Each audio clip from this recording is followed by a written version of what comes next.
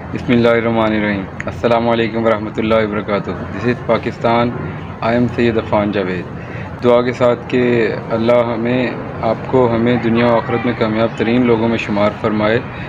یہ جو میرے سر پہ آپ کو پھول نظر آ رہا ہے، یہ سورج مکھی کا پھول، یہ ایک فریش پھول ہے جو ابھی تازہ کھلا ہوا ہے۔ تو باقی آپ سے شیئر کرنا تھا تاریخ کا۔ خلیفہ عمر بن عبدالعزیز ایک بڑے پیارے خلیفہ گزرے ہیں، اپنے وقت کے بڑے درویش صفت انسان تھے۔ آخری وقت ان کا قریب تھا، تو ان کا کوئی تقریباً کم و بیش 11 بیٹے تھے ان کے۔ تو آخری وقت میں قریب ان کا ایک سالہ تھا ہشام بن عبد الملک۔ نام کی غلطی یا اور کمی بیشی کوئی مفہوم کی ہو جائے تو وہ اور بات ہے۔ خلیفہ عمر بن عبدالعزیز کا آخری وقت قریب تھا، بستر مرگ پہ تھے، تو ان کا ایک برادر کہتے ہیں وہ ہشام بن عبد الملک، ہشام بن عبد الملک ایک بڑا رئیس آدمی تھا اپنے علاقے کا بڑا۔ تو وہ ان کے پاس آیا، اس نے کہا کہ اے خلیفہ امیر المومنین، کیا آپ کو پتہ ہے کہ آپ اپنی اولاد کے ساتھ کیا ظلم کر کے جا رہے ہیں؟ تو وہ خلیفہ ایک دم حیران ہوئے۔ انہوں نے پوچھا کہ نہیں، کیا ہوا؟ انہوں نے کہا کہ آپ کو پتہ ہے آپ اپنی اولاد کے لیے کیا ترکہ وراثت کیا چھوڑ کے جا رہے ہیں؟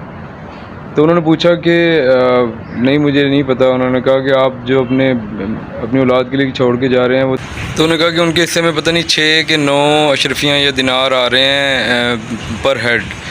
تو اب اتنے پیسوں میں وہ کیا کریں گے؟ کسی کے کام نہیں آ سکیں گے۔ تو آپ تو اپنی اولاد کو بالکل یعنی کہ بے یار و مددگار چھوڑ کے جا رہے ہیں، تو یہ تو زیادتی ہے ان کے ساتھ۔ تو حضرت عمر بن عبدالعزیز تھوڑی دیر کے لیے خاموش ہوئے، ایک توقف کیا انہوں نے۔ پھر انہوں نے پوچھا کہ اچھا تو تم کیا کہتے ہو کہ مجھے کیا کرنا چاہیے؟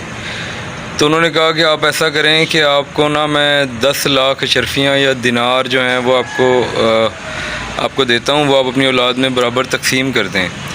تو انہوں نے کہا کہ اچھا تو ان پیسوں کی، اس رقم کی واپسی کا کیا معاملہ؟ انہوں نے کہا کہ نہیں، یہ میری طرف سے ہدیہ ہیں آپ کے لیے نا۔ تو اچھا، انہوں نے کہا کہ حضرت عمر بن عبدالعزیز نے ایک توقف کیا، اس کے بعد بولے کہ میری اولاد کو بلاؤ ذرا۔ اور اس کے بعد انہوں نے کہا کہ یہ جو ایک پہلا کام تو یہ کرو کہ یہ جو اشرفیاں یا دینار جو تم نے لوگوں کا خون پسینہ نچوڑ کے جو کمائے ہیں نا، یہ ان لوگوں کو واپس کر دو میری طرف سے۔ اور دوسرا یہ کہ میری اولاد کو بلاؤ۔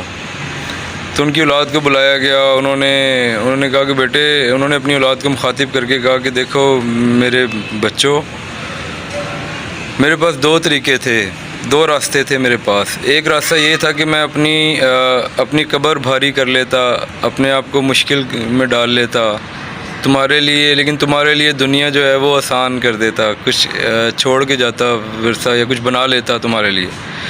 اور دوسرا راستہ میرے پاس یہ تھا کہ میں اپنا آخرت کا جو سفر ہے وہ بھی آسان رکھتا، اور تمہارا تعلق میں اللہ سے جوڑ دیتا، کہ مطلب تمہیں زندگی میں جب کبھی ضرورت ہو، جب کبھی کوئی معاملہ درپیش آئے تو تم اپنے اللہ سے مانگنا۔ اللہ سب سے بڑا ہے، اللہ خالق ہے، اللہ مالک ہے، اللہ موجود ہے، اللہ حاضر ہے، اللہ سب کچھ ہے۔ تو اگر تم اس سے جڑے رہو گے تو پھر تو یہ انہوں نے فرمایا۔ اور اس کے بعد جب وہ فوت ہو گئے تو اس کے بعد تاریخ نے دیکھا کہ وہی عمر بن عبدالعزیز کے بیٹے جو ایک محفل میں، جن کے بارے میں یہ لکھا اور پڑھا گیا ہے کہ ایک محفل میں انہوں نے 100 گھوڑے اللہ اور اللہ کے دین کے لیے وقف کیے۔ یہ جن کو ان کے والد کچھ ترکہ نہیں چھوڑ کے گئے تھے، جن کے لیے اللہ نے ان کو کتنا دیا۔ اور دوسری طرف تاریخ نے دیکھا کہ وہ دوسرے صاحب کی جو ہدیہ کر رہے تھے 10 لاکھ دینار، اللہ جو امیر المومنین کو مشورہ دے رہے تھے، ان کی اولاد کو بڑے مشکل حالات میں دیکھا تاریخ نے۔ تو معزز سامعین، ہم اگر ایک دوسرے کی دنیا آخرت کے کام نہیں آئیں گے تو پھر ہم ایک دوسرے کے مخلص نہیں ہیں۔ ہم صرف ایک مارکیٹ، ایک کاروبار اور ایک دوسرا جو وہ معاملہ ہے وہ دنیا داری اور یہ خبریں اور اخبار اور یہ انٹرٹینمنٹ اور بزنس اور یہ سب اسی معاملات میں لگے رہیں گے تو پھر ہم ناکام ہو جائیں گے.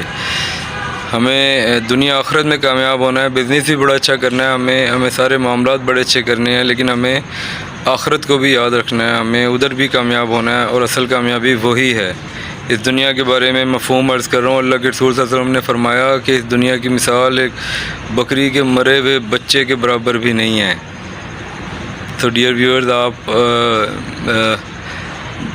اللہ آپ کو، مجھے، ہم سب کو دنیا آخرت میں کامیاب کرے، ہمارے ملک کو دن دوگنی رات چوگنی ترقی نصیب فرمائے، ہمیں ایک دوسرے سے، ہمارے دلوں میں ایک دوسرے کے لیے محبتیں، ادب، احترام پیدا کرے. This is Pakistan. I am Syed Affan Javed. Stay happy, stay blessed. Pakistan زندہ باد. السلام علیکم ورحمۃ اللہ وبرکاتہ.